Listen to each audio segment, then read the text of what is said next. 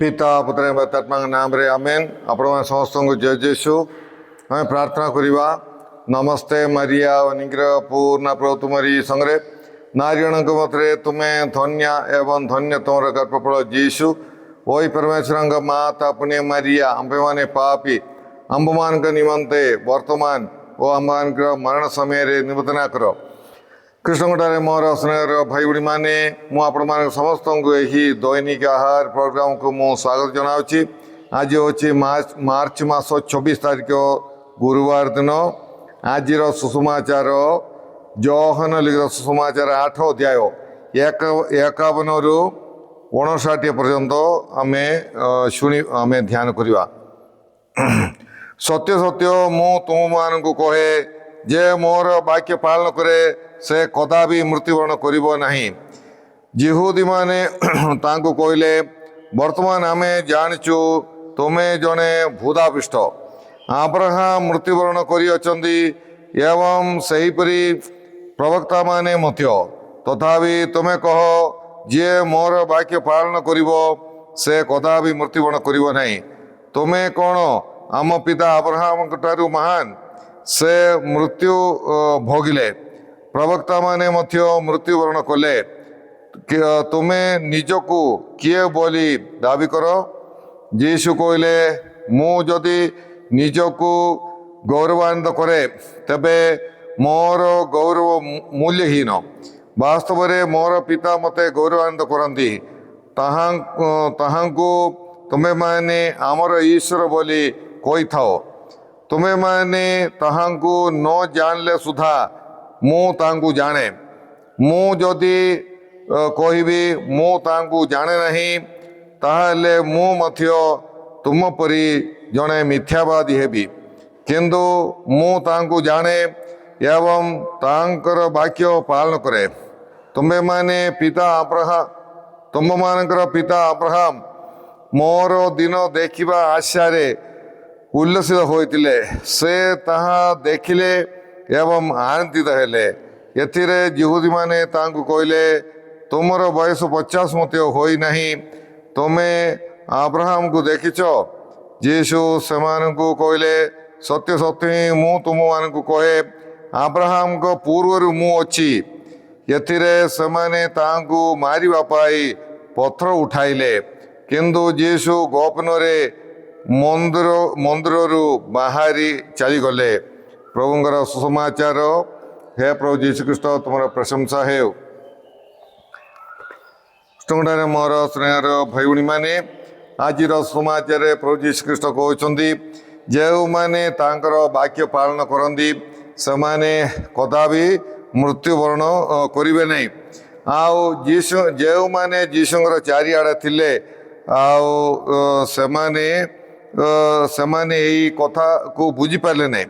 यीशु कहले जो मैंने जीशुर वाक्य पालन करूना से माने पाप करती एवं सेमानकर पाप द्वारा सेमानकर आत्मा मृत्यु अवस्था हो जाए बोलिकी प्रभु जीशु ख्रीष्ट आत्मार मृत्यु विषय से कहते शरीर मृत्यु विषय नहीं। आउ रोमस्थ मंडल पर लिखित पत्र 6 अध्याय 23 पदरे सात फल कहती पापर वेतन मृत्यु। आउ पाप जे करे तार आत्मा मृत्यु अवस्था अच्छी। से लूक लिखित सुसमाचार 15 अध्याय रे अपवय पुत्रंकर उपमा से बापा कहती मोर पुओ मृत्यु माने मृत होइतिले से मृत्यु भोग करतिले किंतु आज से बंची से पाप अवस्था थिले एवं से मल्ला परी तांगर आत्मा मृत्यु माने मृत्यु अवस्था थिला बोलिकी से पिता से उपमा अपवय पुत्रंकर उपमा कहते। तेणु जो मैंने जीशुख्रीष्टर वाक्य अनुसार जीवन यापन करती सेमानंकर शरीर मरिब किंतु आत्मा मरिब नहीं ताही जीशु कहते। शरीर मरिब किंतु आत्मा मरिब नहीं। आउ से परित्राण पाइब से अनंत जीवन पाइब सेटा ही जीशु से केबे मरिब नहीं बोलिकी कहते। किंतु सही जिहुदी माने ताहा फारिसी धर्मशास्त्री ओ ତାଙ୍କ ପାଖରେ ଥିବା ଜିହୁଦୀ ସମାଜ ମାନେ ତା ବୁଝିପାରିଲେ ନାହିଁ। ଯୀଶୁ ଯୋହାନ ଲିଖିତ ସୁସମାଚାର 8:23 ପଦରେ ପରଦିନର ସୁସମାଚାର, ଯୀଶୁ ଫାରିସି ଧର୍ମଶାସ୍ତ୍ରୀ ଓ ତାଙ୍କର ପାଖରେ ଥିବା ଜିହୁଦୀମାନଙ୍କୁ ସେ କହିଲେ, ତୁମେମାନେ ନିମ୍ନରୁ ବୋଲେ ଏଇ ଜଗତରୁ, ନିମ୍ନରୁ, ମୁଁ ଊର୍ଦ୍ଧ୍ୱରୁ ବୋଲେ ସ୍ୱର୍ଗରୁ, ତୁମେମାନେ ଏହି ଜଗତର, ମୁଁ ଏଇ ଜଗତର ନାହିଁ। ଆଉ ସେମାନେ ଏହି ଜଗତର ଚିନ୍ତାରେ ବୁଡ଼ି ରହିବାରୁ ଯୀଶୁ ପିତାଙ୍କର ବିଷୟ କହିବାରୁ ବା ଊର୍ଦ୍ଧ୍ୱ ଲୋକର ବିଷୟ କହିବାରୁ ସେମାନେ ବୁଝିପାରିଲେ ନାହିଁ। କାରଣ ସେମାନେ ଏଇ ଜାଗତିକ ଚିନ୍ତାରେ ବୁଡ଼ି ରହୁଥିଲେ, ଆଉ ସେମାନେ ଊର୍ଦ୍ଧ୍ୱର ବିଷୟକୁ ସେମାନେ ବୁଝିପାରିଲେ ନାହିଁ। କାରଣ ସେମାନେ ଏହି ଜଗତର ଚିନ୍ତାରେ ଥିଲେ। ଜାଗତିକ ବିଷୟ, ସେମାନଙ୍କର ଧର୍ମ ପାଳନ ମଧ୍ୟ ଏହି ଜଗତରେ ବଞ୍ଚିବା ପାଇଁ, ମାନେ ଏଇ ପ୍ରକାର ଗୋଟିଏ ଧାର୍ମିକ ଜୀବନ ସେମାନେ କରୁଥିଲେ। ଯୀଶୁ ଊର୍ଦ୍ଧ୍ୱର ଓ ଆତ୍ମାର ମରଣ ବିଷୟରେ ସେମାନଙ୍କୁ କହୁଥିଲେ। ହେଲେ କ'ଣ, ଯୀଶୁ ଊର୍ଦ୍ଧ୍ୱ ଲୋକର ବିଷୟରେ କହୁଥିଲେ, ସ୍ୱର୍ଗରାଜ୍ୟର ପିତା, ଅନନ୍ତ ଜୀବନ ଏସବୁ କହୁଥିଲେ। ଆଉ ଆତ୍ମାର ମୃତ୍ୟୁ ବିଷୟରେ, ଆତ୍ମାର ଜୀବନ ବିଷୟରେ, ମୃତ୍ୟୁ ବିଷୟରେ ଯୀଶୁ ସେମାନଙ୍କୁ କହୁଥିଲେ। ତେଣୁକରି ଆମେ ଜାଣିଛୁ ଆମର ଶରୀର ଅଛି, ଆତ୍ମା ଅଛି। ତେଣୁକରି ଆମର ଶରୀର ମଲେ ମଧ୍ୟ ଆତ୍ମା ମରିବ ନାହିଁ। କିନ୍ତୁ ଯାହାର ଆତ୍ମା ପାପରେ ପୂରିତ, ସେମାନଙ୍କର ଆତ୍ମା ନଷ୍ଟ ହେଇଯିବ, ବିନଷ୍ଟ ହେଇଯିବ, ଅନନ୍ତ ମୃତ୍ୟୁ, ଅନନ୍ତ ନରକରେ ପଡ଼ିବ। ସେଇ ବିଷୟରେ ଯୀଶୁ କହୁଛନ୍ତି। ଆଉ ଯୋହାନ ସୁସମାଚାର 8:54 ପଦ, ଆଜିର ସୁସମାଚାର, ଆମେ ଜାଣିଛୁ ଯେ ଯୀଶୁ ସ୍ୱର୍ଗୀୟ ପିତାଙ୍କର ପୁତ୍ର। ଆଉ ମାନେ ଯୀଶୁ କହୁଛନ୍ତି, ତୁମେ ଯାହାଙ୍କୁ ଈଶ୍ୱର ବୋଲିକି କହୁଛ, ସେ ଅଛନ୍ତି ମୋର ପିତା ବୋଲିକି କହୁଛନ୍ତି। ଆମେ ଜାଣିଛୁ ଯୀଶୁ ସେଇ ପିତାଙ୍କର ପୁତ୍ର। ଏବଂ ଯୀଶୁ ସେମାନଙ୍କୁ କହୁଛନ୍ତି ଯେ ଯାହାଙ୍କୁ ତୁମେ ଆମର ଈଶ୍ୱର ବୋଲି କହୁଅଛ, ସେ ମୋର ପିତା। ଆମେ ଜାଣିଛୁ ସେଇଟା। ଏହା ସେମାନେ ଗ୍ରହଣ କରିପାରିଲେ ନାହିଁ, କାରଣ ସେମାନେ ତାଙ୍କୁ ଆମର ଈଶ୍ୱର ବୋଲି କହିଲେ ମଧ୍ୟ ସେମାନେ ତାଙ୍କୁ ଜାଣୁନଥିଲେ ବୋଲି କହିଲେ ଗୋଟିଏ ସମ୍ପର୍କ ନଥିଲା। ଆଉ ସେମାନେ ଈଶ୍ୱର ବୋଲି କହିଲେ ସେମାନେ ଗୋଟେ ସେମାନଙ୍କର ମେଣ୍ଟର ବୋଲି କହିବ, ସେମାନଙ୍କୁ ଯିଏ ମେଣ୍ଟେନାନ୍ସ କରିବ। ନହେଲେ ସେମାନେ ପ୍ରାର୍ଥନା କଲେ ସବୁ ଖାଇବା ପିଇବା ପିନ୍ଧିବା ଏସବୁ ଦେବା, ସୁସ୍ଥ କରିବା, ସେଇ ଜଣେ ଶକ୍ତି, ଗୋଟିଏ ଶକ୍ତି ହେଉଛି ଈଶ୍ୱର। ଏଇ ପ୍ରକାର ଗୋଟିଏ ବିଶ୍ୱାସ ସେଇ ଜିହୁଦୀ ଲୋକମାନଙ୍କର ଥିଲା। କିନ୍ତୁ ଯୀଶୁଙ୍କର ସେହିପରି ନାହିଁ। ଆଉ ସେଇଟା ହେଉଛି ଦୁଇଟି ବିଷୟ ଆମେ କହିପାରିବା। ଗୋଟିଏ ହେଉଛି ଧର୍ମ ପାଳନ କରିବା ଲୋକ, ଆଉ ଦ୍ୱିତୀୟ ବିଷୟ ହେଉଛି ଯୀଶୁଙ୍କର ଶିଷ୍ୟ। ହେଲେ ଯୀଶୁଙ୍କର ଶିଷ୍ୟ ଏବଂ ଧର୍ମ ପାଳନ କରୁଥିବା ବ୍ୟକ୍ତି ଭିତରେ ପ୍ରଭେଦ ରହିଛି। ଧର୍ମ ପାଳନ କରୁଥିବା ବ୍ୟକ୍ତି ସେ ଈଶ୍ୱରଙ୍କୁ ଭୟ କରନ୍ତି ଏବଂ ତାଙ୍କୁ ଦାନ ଦିଅନ୍ତି, ବଳି ଦିଅନ୍ତି, ଗିର୍ଜାକୁ ସବୁ ଯିବା, ପ୍ରାର୍ଥନା କରିବା, ଈଶ୍ୱରଙ୍କୁ ଭୟ କରି ସେ କରିବେ। ଆଉ ଏ ପ୍ରକାର ତାପରେ ସେ ଈଶ୍ୱରଙ୍କୁ ଦାନ ଦେବେ, ତାହେଲେ ଈଶ୍ୱର ମୋତେ କିଛି ଦେବେ। ଆଉ ପ୍ରାର୍ଥନା କରିକି ଈଶ୍ୱର ସବୁ ଈଶ୍ୱରଙ୍କଠାରେ ମାଗିବା ଲୋକ, ଗୋଟେ ଦୋକାନ ପରି, ଯାହା ଯିବ ଦିଅ ବୋଲି କହିଲେ ସେ ଦେବ, ଦୋକାନ ବାଲା ପରି ଈଶ୍ୱର। ଏ ପ୍ରକାର ଗୋଟେ ମନୋଭାବ ଅଛି ଧର୍ମର ସଦସ୍ୟ। ଜଣେ ଖ୍ରୀଷ୍ଟିଆନ ବୋଲି କହିଲେ ଖ୍ରୀଷ୍ଟିଆନ ସମାଜର ସଦସ୍ୟ ସେ। ଆଉ ଗୋଟିଏ ଦଳ ଅଛି ଯୀଶୁଙ୍କର ଶିଷ୍ୟ। ସେମାନେ ମଧ୍ୟ ଖ୍ରୀଷ୍ଟିଆନ, କିନ୍ତୁ ଈଶ୍ୱରଙ୍କଠାରେ ଥିବା ସେମାନଙ୍କର ସମ୍ପର୍କ ତାହା ହେଉଛି ସ୍ନେହର ସମ୍ପର୍କ। ସେମାନେ ଈଶ୍ୱର କିଏ ବୋଲି ଜାଣିଛନ୍ତି।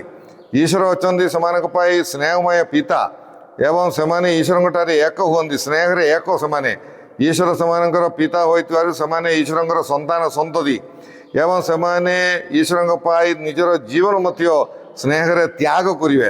ବହୁତ ଲୋକମାନେ ଯୀଶୁଙ୍କ ପାଇଁ ମରିଛନ୍ତି।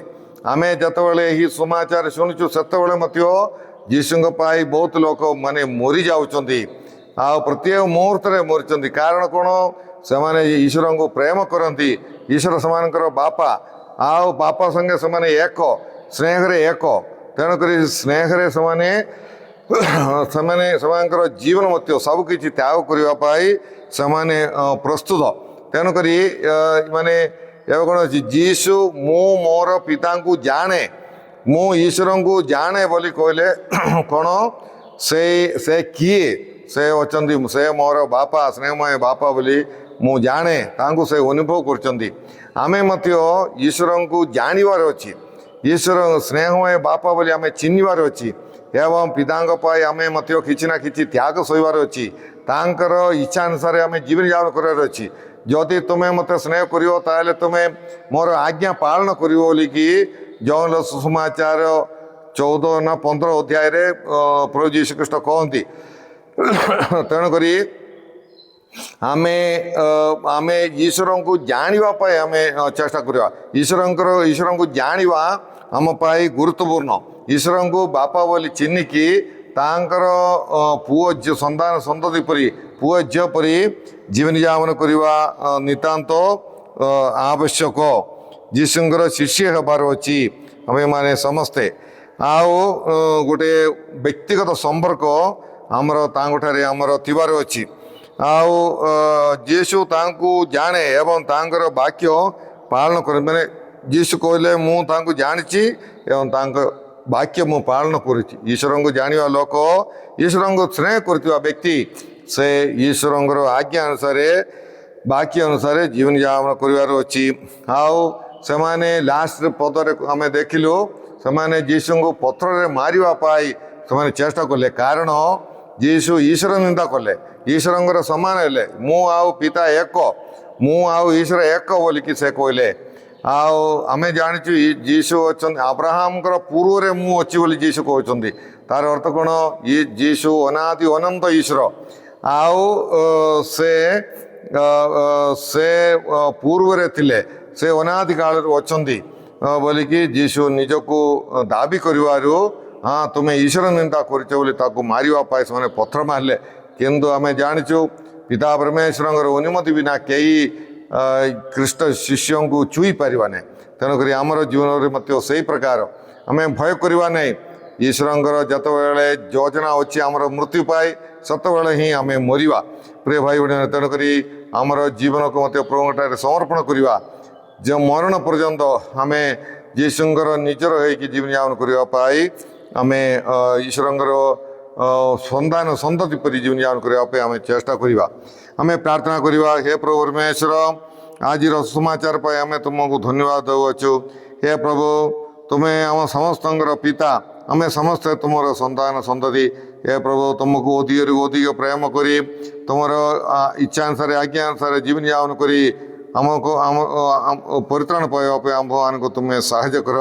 ହେ ପ୍ରଭୁ, ବିଶେଷ କରି ଏହି ତପସ୍ୟା କାଳରେ ଜୀବନକୁ ପରିବର୍ତ୍ତନ କରିବା ପାଇଁ ଆମ୍ଭମାନଙ୍କୁ ସାହାଯ୍ୟ କର। ସଦାବେଳେ ତୁମର ଇଚ୍ଛା ପୂର୍ଣ୍ଣ କରିବା ପାଇଁ ଆମ୍ଭମାନଙ୍କୁ ସାହାଯ୍ୟ କର। ଅଧିକରୁ ଅଧିକ ତୁମକୁ ପ୍ରେମ କରିବା ପାଇଁ ସାହାଯ୍ୟ କର। ହେ ପ୍ରଭୁ, ଏହି ପ୍ରୋଗ୍ରାମ ଦେଖୁଥିବା ସମସ୍ତଙ୍କୁ ତୁମେ ପ୍ରଚୁର ଭାବରେ ଆଶୀର୍ବାଦ ପ୍ରଦାନ କର। ଏସବୁ ପ୍ରାର୍ଥନା ଆମେ କରୁଅଛୁ ତୁମ ପରିବର୍ତ୍ତନ ଯୀଶୁ ଖ୍ରୀଷ୍ଟ ମଧ୍ୟସ୍ଥରେ, ଆମେନ୍। ସର୍ବଶକ୍ତିମାନ ପରମେଶ୍ୱର ପିତା ଓ ପୁତ୍ର ଏବଂ ପବିତ୍ରାତ୍ମା ଆପଣମାନେ ସମସ୍ତଙ୍କୁ ଆଶୀର୍ବାଦ ପ୍ରଦାନ କରନ୍ତୁ, ଆମେନ୍। ଆପଣମାନେ ସମସ୍ତଙ୍କୁ ଜୟ ଯୀଶୁ।